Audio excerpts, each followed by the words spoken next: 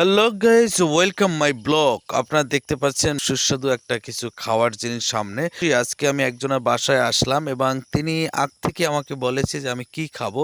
তার বিশাল আমের বাগান আছে, আমের বাগানে অনেক রকমের আম আছে।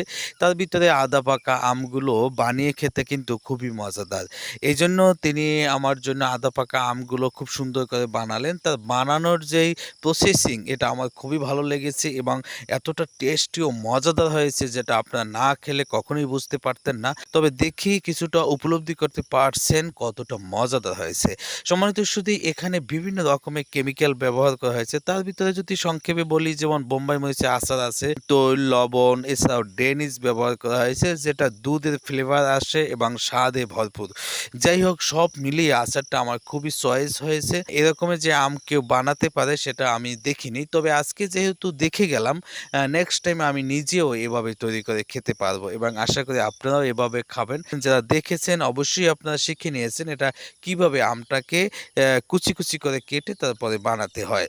তবে এটা আধা পাকা আম কিংবা কাঁচা আম হলেই এনাফ, এর বাইরে দরকার হয় না, কারণ পাকা আম দিয়ে এভাবে সুস্বাদু এবং মজাদারভাবে বানানো সম্ভব নয়। ধন্যবাদ যারা ভিডিওটি দেখেছেন, সকলকে আল্লাহ হাফেজ।